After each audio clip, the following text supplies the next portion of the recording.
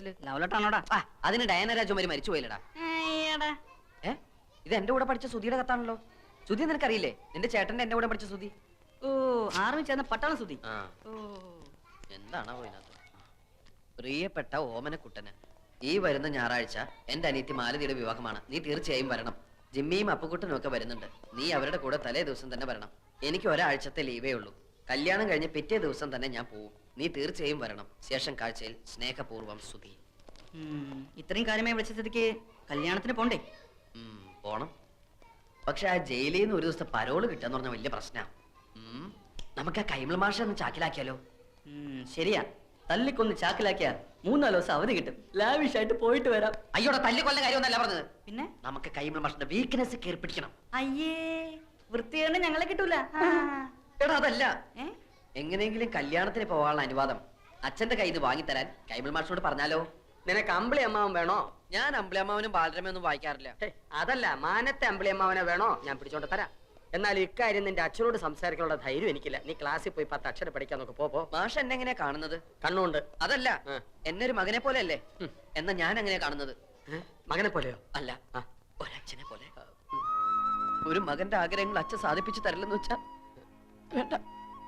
ഇങ്ങനെ ഒരു മകൻ ജനിച്ചിട്ട് കൈ കൊണ്ട് കണ്ണീര് ഉടയ്ക്കാതെ വൃത്തിയിട്. താഴ്ത്തിയിട്. നീ എന്നെ ഇമോഷണൽ ആക്കരുതേ.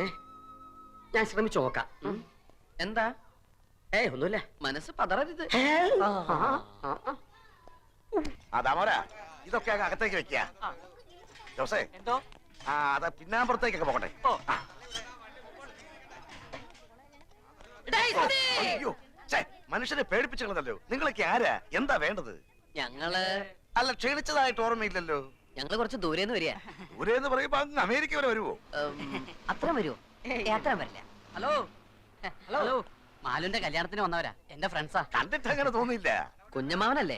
അതെ, അതൊക്കെ മനസ്സിലായി. പഠിക്കുന്ന കാലത്ത് സുധി കുഞ്ഞമ്മാനെ കുറിച്ച് പറയാറുണ്ടേ. എങ്ങനെ പറയാതിരിക്കും? ഇവന്റെ അച്ഛൻ മരിച്ചത് പിന്നെ ഇവനെ വളർത്തിയെടുത്ത ഞാനല്ലേ.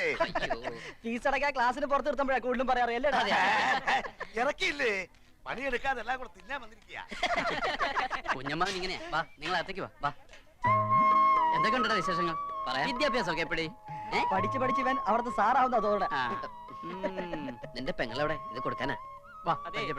പിന്നമ്പറത്തെ കോലയിൽ ബൾബിടാൻ പറഞ്ഞു. ഇതാ വരുന്നു. നിങ്ങളല്ലേ അകത്തേക്ക് എന്ന ഇടത് വശത്തെ ആദ്യത്തെ മുറിയാ. ഞാൻ ഇപ്പൊ വരാം. അതെ, പഠിച്ച് സാറല്ലടാ. എന്നെ കൊടുത്ത് പറയിപ്പിക്കണ്ട.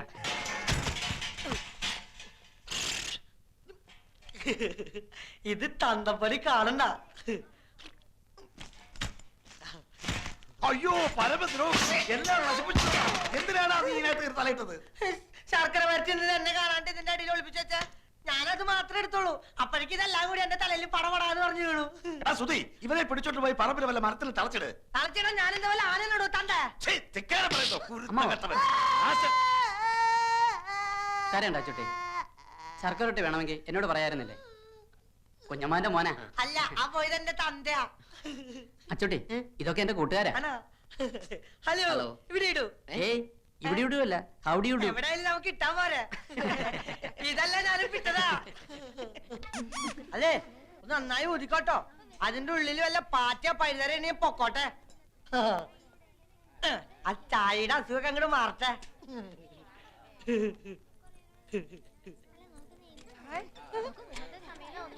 ഒന്ന് മര്യാദക്ക് ഇട്.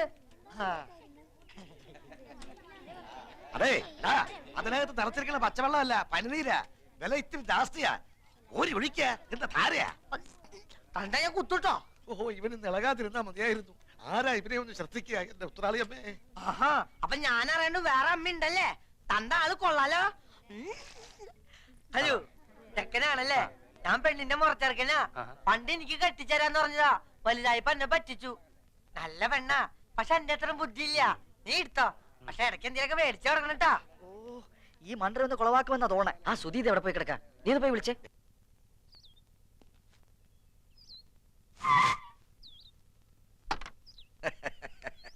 നമസ്കാരം. കൈമ മാഷല്ലേ? മാഷെ ഞാൻ അറിയും. കൈമ മാഷ തന്നെ, പക്ഷെ മാഷ ഞാൻ അറിയില്ലോ. അറിയാൻ വഴിയില്ല. അത്രക്ക് അറിയപ്പെടുന്ന ആളൊന്നുമല്ല ഞാൻ. പക്ഷെ ഇനി അറിയും. അറിഞ്ഞാ പിന്നെ മറക്കേ ഇല്ല.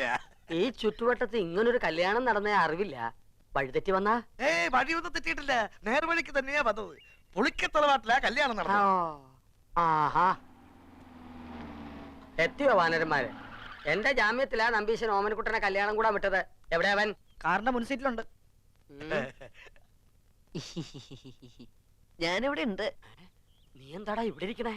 മാഷെ, ഒരു പ്രത്യേക സാഹചര്യത്തിൽ എനിക്ക് ഈ പെൺകുട്ടിയെ കല്യാണം കഴിക്കേണ്ടി വന്നു.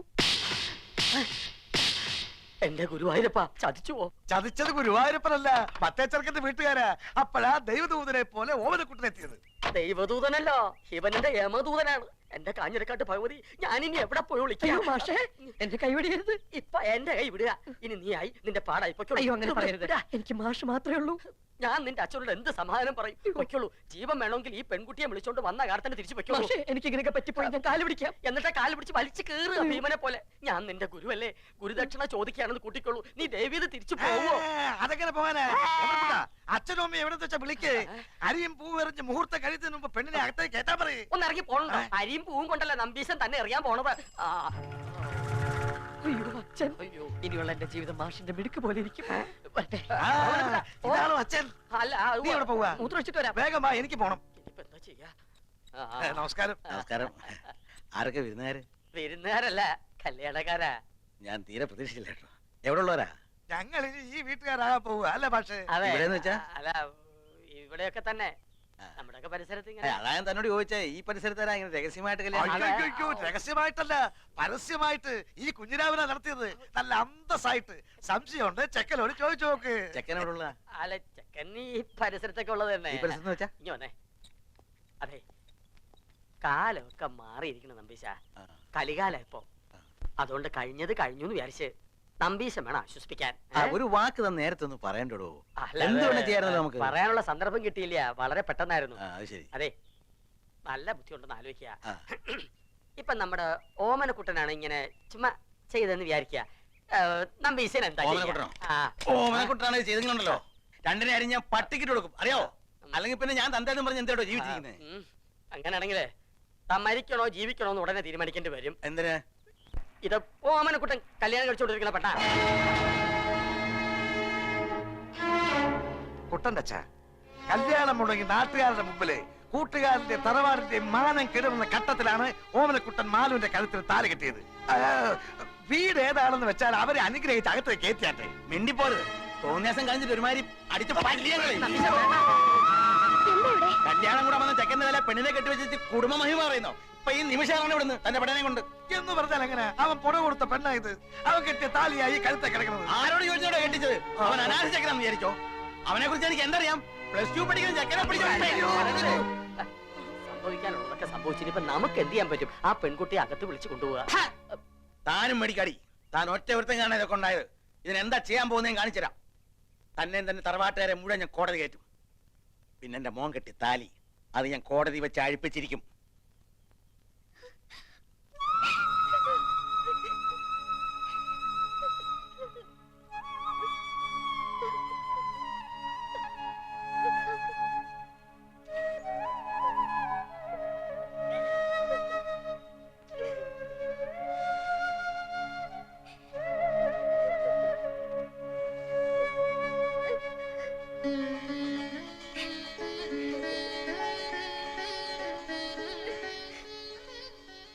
ശരിയോ തെറ്റോ എന്ന് എനിക്കറിയില്ല.